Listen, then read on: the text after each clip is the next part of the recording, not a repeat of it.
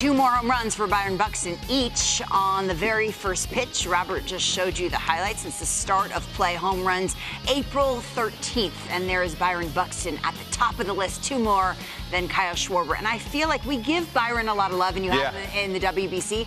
But do we give him enough love for the all-out defense, and then the power for days that was and the all-out base running on Wednesday? Every part of his game. He's a dynamic he really, player. It's a perfect word. We forgot about him a little bit because he kept getting nicked up, right? Yeah. And that became like his moniker for a split second. But if you've checked the numbers, what did he play? 126 games last year? 30-plus homers last year. Yeah, with 140 plus an OPS plus of 140, and then he's played 40 out of 43 games this year.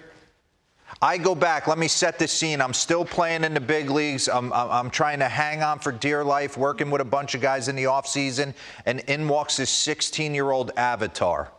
That's what he looked like when he walked. If you've been around Byron, you get up on him, it's 6'3", it's gangly, arms and legs of sheer muscle, and he's ripped, flies, has pop, bat speed, everything.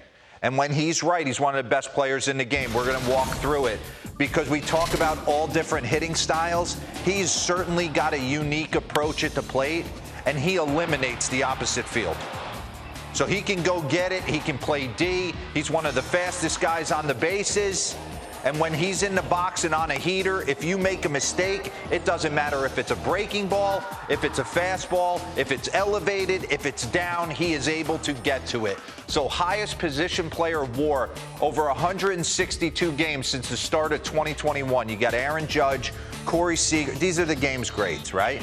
Gunnar Henderson, Byron Buxton, Ohtani at 6.1. Hot change me to slug leaders. Slugging percentage leader since 2024, Aaron Judge, Ohtani, Jordan, Byron Buxton. They're 19 and 24. They're kind of in the middle of the pack in the AL Central, and we take them for granted. But when you put it on nightly, he is always finding barrels. And yesterday he took on Max Meyer. We'll get into it. And the one thing you'll notice, he doesn't wait around. Run that back. Who's on 95 first at bat at their neck? And he's pulling the trigger. Got him. Sometimes you can't teach certain guys. I say that all the time. Sometimes you're just born different. And he is definitely that. Same thing again. 0-0 count, second deck. So he took elevated four-seamer from Max Meyer. And then he takes, and run that back for me and pause it. And then he takes 0-0 two-seamer in and shoots it in the upper deck. One thing that's interesting, I love watching guys side angle. Being around Byron during the WBC, he eliminated a ton of movement. He is not looking for rhythm and timing. This is a guy that's preset into his backside. That front foot goes down to get it out of the way, and he's trying to explode off his backside. But one thing you notice is he has a very subtle, almost like a cock of this back knee, where it engages his back hip. Check this out. Run this slow. Run it back for me one more time. Watch his back knee kind of cave in a little bit to kind of preset it. Right there. Boom. Ready to go. Run it back for me one more time. I promise I won't get caught up here. We talk about this all the time. At the point of contact, you want palm up, palm down, right? Palm up, palm down. And you work on drills, one-arm drills, taking your bottom hand to the baseball for directional, taking your top hand to the baseball to stay through it. But when you're doing this drill at home, try and keep your palm to the sky the entire time. It is not hit to it and roll out of it. If you watch the greats, Mookie Betts, Byron Buxton, it's hit to it and finish with your palm still towards the sky to create path.